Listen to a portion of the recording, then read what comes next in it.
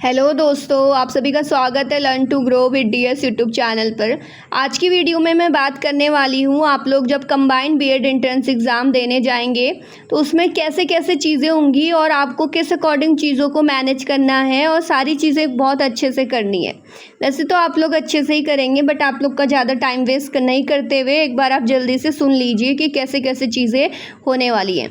सबसे पहले तो आप 15 मिनट पहले पहुँच जाएँ सेंटर पर, इससे चीज़ें ठीक रहती हैं। चेकिंग वगैरह में टाइम नहीं लगेगा और आपको वहाँ पे रूम में सीट वगैरह सब कुछ मिल जाएंगी। तो 15 से 20 मिनट पहले आप अपने सेंटर पर पहुँचें। आप सभी के एडमिट कार्ड डाउनलोड हो गए होंगे। अगर किसी को कोई प्रॉब्लम हो रही है तो आप कमेंट करिएगा। मैं इस वीडियो को अभी शेड्यूल करने वाली हूँ लाइव स्ट्रीम पे, तो वहाँ पे आपके कमेंट में के मैं तुरंत रिप्लाई दूँगी, तो आप जल्दी जल्दी कमेंट करिएगा। अब बात करते हैं सेंटर में पहुंचने के बाद चीज़ें किस अकॉर्डिंग होंगी, आपको किस अकॉर्डिंग OMR सीट फिल करनी है और चीज़ों को करना है। तो दोस्तों चीज़ें बहुत आसान है और ऐसा नहीं है कि जैसा हमारे उसमें हुआ आपके उसमें भी हो, चीज़ें चेंज हो सकती हैं।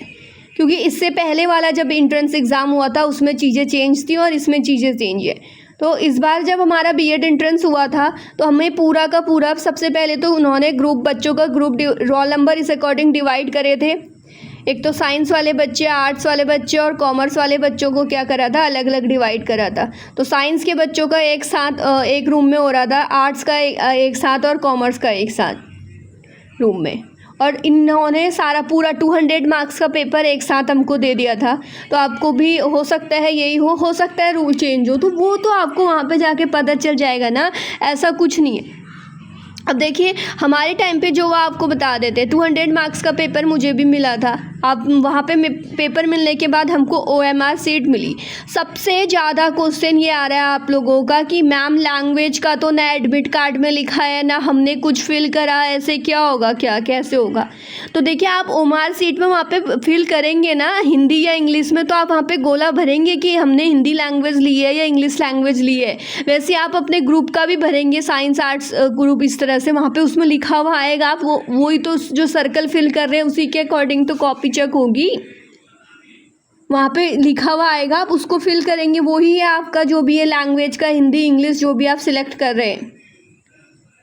आई होप अब आपका ये वाला कन्फ्यूज़न दूर हुआ होगा। कहीं नहीं लिखा हुआ आएगा ना आपके एडमिट कार्ड में, ना आपके ने फॉर्म फिल करते टाइम फिल करा होगा। आप अपनी OMR सीट में फिल करेंगे।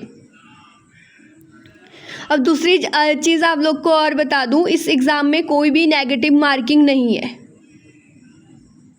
ठीक है। तो आपको सारे क्वेश्चन अटेंड करने हैं। अब ऐसा नहीं है कि आपको इसमें से ऐसा कुछ नहीं आता होगा। मैं आपको एक पेपर दिखाती हूँ। वैसे मुझे ये कॉमर्स वाला शेयर करना था, तो जिन किसी का भी कमेंट आ रहा था आप ये वीडियो ज़रूर देख लें। देखिए यहाँ पे जिस किसी से भी पेपर मैंने ले रखा है, इनके 50 आउट ऑफ 39 मार्क्स बन रहे हैं। एक ही सेफ स्कोर है। अगर आप अपने उसमें हर एक सेशन में अगर 30 तक भी पहुँचते हैं तो 50 में से, ठीक है। यहाँ पे चीज़ें देखिए, क्वेश्चन देखिए, which of the following Indian central bank, India का जो सेंट्रल बैंक कौन सा है। तो हर किसी को पता होगा कि ये तो हम अभी छोटे बच्चों को भी पढ़ाते कि जो RBI है वो सेंट्रल बैंक है, रिजर्व बैंक ऑफ इंडिया है। यहाँ पे रिजर्व बैंक ऑफ इंडिया, यहाँ पे आपका क्या रहेगा, राइट आंसर रहेगा इस तरह से। उसके बाद है कि 1 rupees note is in India is issue bye, 1 rupees का जो नोट होता है इंडिया में वो किसके द्वारा इशू किया जाता है। तो इस तरह के क्वेश्चन बहुत सिंपल है। आपने अपना सब्जेक्ट इतना ज़्यादा पढ़ा है और आप ये जो अगर किसी को कॉमर्स के क्वेश्चन देखने हो तो स्क्रीनशॉट ले लें, हाँ, और बाकी मेरी बातें भी सुनते रहें। देखिए चीज़ें आपके समझ आएंगी, बहुत अच्छी चीज़ है। आप देखिए आपने अभी तक अपना सब्जेक्ट पढ़ा है, इतने सालों से आपने अपनी ग्रेजुएशन में उस सब्जेक्ट को पढ़े हैं और आप टच में है ना पढ़ाई से, तो उसके बाद ऐसा तो है नहीं कि आपको कुछ नहीं आएगा चीज़ों को लेके। तो एक पॉजिटिव माइंडसेट रखिए कि हाँ हमारा पेपर अच्छा जाएगा, मैं बहुत अच्छे से कर लूँगा चीज़ों को, वैसे बहुत अच्छे से हो जाएगा इस तरह से। और तो कल एग्ज़ाम है, वहाँ पे आपको सारे क्वेश्चन अटेंड करने, क्योंकि कोई भी नेगेटिव मार्किंग आपकी नहीं है। पेन वगैरह हमको भी पेन वहीं से मिली थी, अच्छी सी नटराज वाली जो रेड वाली पेन आती है वो वाली पेन मिली थी, तो वो आपको वहीं से प्रोवाइड हो जाएगी। देखिए कुछ इस तरह से आपके ये वाले क्वेश्चन है कॉमर्स के। मैं आप लोगों के लिए जो ये कॉमर्स वाली भी, ये वाली भी वीडियो अपलोड नहीं करी। देखिए जिसमें ना ये 1-1 लिखा हुआ है आपको आंसर भी मिल जाएंगे, बाकी रॉन्ग वाले के आप ढूंढ लेना, गूगल कर लेना स्क्रीनशॉट लेके, और देख सकते हैं आप इस तरह से। बाकी आपने अपने स्तर तक पढ़ा ही होगा ना, ये मैंने आपको प्रोवाइड कर दिया है। और अब बात करते हैं, देखिए आप अपना अच्छे से आर्ट्स जो लैंग्वेज वाला पार्ट करेंगे, लैंग्वेज वाले पार्ट में आपको बेसिक हिंदी से रिलेटेड क्वेश्चन आएंगे, और जिनकी इंग्लिश है ना उनका तो और भी अच्छा है, आधे से ज़्यादा नंबर तो आपके पैराग्राफ फिल से आ जाते। पैराग्राफ तो आप बचपन से अभी तक करते हुए आ रहे हैं ना, 12th में भी सारी पैराग्राफ से आपको आंसर फिल करने होते थे, तो वो वाले क्वेश्चन उसमें से आएंगे वहाँ पे। और सेकंड चीज़, जब आप लैंग्वेज वाला कर लेंगे उसके बाद आप रीजनिंग और जीके जीएस वाला आएगा, तो रीजनिंग वाले में भी आप थोड़ा सा अगर दिमाग लगाएंगे तो हो जाएगा। और आपको सारे अटेंड करने, देखिए आपके पास ABC 3 ऑप्शन है ना, ABCD, तो आपको 2 ऑप्शन ऐसे लगेंगे कि जिसमें से ये हो ही नहीं सकते, इतना तो पता चल ही जाता है हर किसी को। 1-2 में कन्फ्यूज़न होगा तो आप उसमें आगे पीछे कर लीजिए थोड़ा। पेपर आपको पूरा अटेंड करना है, कुछ भी छोड़ के नहीं आना है। देखिए इस तरह से ये कुछ पेपर है, यहाँ पे आपको दिख रहे होंगे, आपने सारे क्वेश्चन देख लिए होंगे इकोनॉमिक्स वालों ने, तो सॉरी कॉमर्स वालों ने। अब यहाँ पे देखिए आपको कुछ चीज़ें और समझानी, जब आप यहाँ पे सॉल्व करेंगे ना, जीके जीएस वाला सॉल्व हो जाएगा। बात करते हैं टीचिंग एप्टीट्यूड वाला। देखिए टीचिंग एप्टीट्यूड में कुछ क्वेश्चन बहुत आसान होते हैं। देखिए 25 क्वेश्चन तो आपको इजी ही मिलेंगे, बट आपको एज अ टीचर सोचना है वहाँ पे। आपको देखिए कभी भी जो नेगेटिव वाला ऑप्शन है उसको तो गलत ही करना है, ना स्टूडेंट को दंड देना है। अगर कोई प्रॉब्लम आ रही है ना, अब पनिशमेंट ना देके उस पनिशमेंट का सॉल्यूशन ढूंढेंगे, तो जो सॉल्यूशन ढूंढने वाला होगा ना वो वाला आंसर आपका राइट हो जाएगा, सॉल्यूशन ढूंढने वाला, ठीक है। और हमेशा पॉजिटिव चीज़ें करेंगे। आप अपने टीचिंग मेथड को हमेशा सुधारेंगे। अगर रिजल्ट अच्छा नहीं मिल रहा है तो आप क्या करेंगे, टीचिंग मेथड सुधारेंगे। अगर आप देखिए, अब कोई आपको ऐसे क्वेश्चन भी बनते हैं, आप किसी क्वेश्चन का आंसर नहीं दे पा रहे, ठीक है, तो आंसर नहीं देने के केस में आप क्या करेंगे, वहाँ पे आंसर नहीं देने के केस में आपको उसको डांटना नहीं है, चुप करके बैठा नहीं देना है। आपको उस केस में उसको क्या बोलना है कि हाँ मैं देख के बता दूंगा, या फिर मैं खुद एक बार इसका अध्ययन करके आपको बाद में अच्छे से बताऊंगा।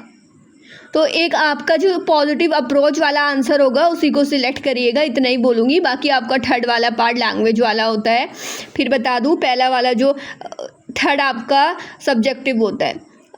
अब देखिए पहले फिर से बताते हैं आपको। सबसे पहले आपका आएगा लैंग्वेज वाला, ठीक है। लैंग्वेज वाला 50 मार्क्स हो गया, हिंदी और इंग्लिश। फिर मैं बता दूं लैंग्वेज वहीं पे सिलेक्ट करोगे, हिंदी इंग्लिश। उसके बाद है जीके जीएस, और जीके जीएस प्लस रीजनिंग, तो उसमें क्या है, वो भी 50 मार्क्स का, 100 मार्क्स हो गए। टीचिंग एप्टीट्यूड हो गया 50 मार्क्स। उसके बाद आपका रहेगा सब्जेक्टिव वाला 50 मार्क्स, हो गए पूरे के पूरे 200 मार्क्स। इस तरह से आपका क्वेश्चन पेपर वहाँ पे रहता है 200 मार्क्स का। और आई होप आपको वीडियो पसंद आई होगी। मैंने स्टार्टिंग में बोला था कि आप लोग के लिए पूरा का पूरा कोर्स वगैरह इस तरह से कुछ लेके चलाएंगे। तो देखो चीज़ें उतनी नहीं हो पाई मेरे से, मुझे भी पता है। और ऐसा है, कोई भी काम करो ना उससे कुछ चीज़ सीखने को ही मिलता है। तो इसके बाद अगर मैं कभी भी इस तरह का कुछ भी यूट्यूब पे करूँ तो मैं पहले शेड्यूल करके रखूँगी कि हाँ मैंने 30 दिन तक ये वीडियो डालनी है, इस तरह से कोर्स पूरा हो जाएगा। यानी हम कुछ भी काम करते हैं ना उससे कुछ सीखने को ही मिलता है। चीज़ें मैनेज नहीं हो पाई क्योंकि हमें डेली कॉलेज जाना पड़ा था, माइक्रो टीचिंग स्टार्ट हो गई थी, तो उस बीच सिमुलेटेड टीचिंग स्टार्ट हो गई, लेसन प्लान बनाने थे, फिर घर आके ट्यूशन भी पढ़ाना था। अभी मैं 7 o'clock बच्चों को पढ़ाने के बाद आप लोगों के लिए वीडियो रिकॉर्ड कर रही हूँ, आप लोग तक पहुँच पाए करके। तो ये सारी चीज़ें मैनेज करने में थोड़ा इशू रहा। मुझे पहले वीडियो शेड्यूल करनी थी पूरी की पूरी, या फिर उसके बाद आप ऐसा कुछ वीडियोस लेके आनी थी। जब पूरी शेड्यूल हो जाती तो पहली वीडियो आनी थी, ऐसा कुछ होता। तो नेक्स्ट टाइम से चीज़ों को लेके ध्यान में रखा जाएगा। मेरे पास कमेंट भी आ रहे थे कि आपने डेली अपलोड नहीं करा करके, तो चीज़ें उस अकॉर्डिंग बैलेंस नहीं हो पाई। आप चैनल के संग जुड़े रहिए, इन फ्यूचर और बेहतर आपको कंटेंट प्रोवाइड करवाने की कोशिश करी जाएगी। और इसके बाद भी ना अगर आपको कोई भी डाउट रहता है बिना एक भी सेकंड सोचे मैं अभी उसमें कमेंट बॉक्स में लिंक कमेंट कर दूँगी। तो आपको कुछ नहीं करना, आपको मेरे इंस्टा अकाउंट का लिंक है, वहाँ पे मैं आपको क्या करूँगी, चैनल का इंस्टा अकाउंट है, वहाँ पे आपको डीएम कर देना है, आपको तुरंत आंसर मिलेगा। ठीक है, तो आप चीज़ों को अच्छे से करिएगा। कल के लिए ऑल द बेस्ट और thank you such for watching. Channel के संग जुड़े रहिए क्योंकि ये आपके पूरे बीएड में हेल्प करने वाला है चैनल। यहाँ पे आपको लेसन प्लान्स भी मिलेंगे, माइक्रो टीचिंग वगैरह के, और साथ में फर्स्ट सेमेस्टर के रिगार्डिंग कंटेंट तो है ही, बीएड का सिलेबस वगैरह के रिगार्डिंग। चलिए, thank you such for watching.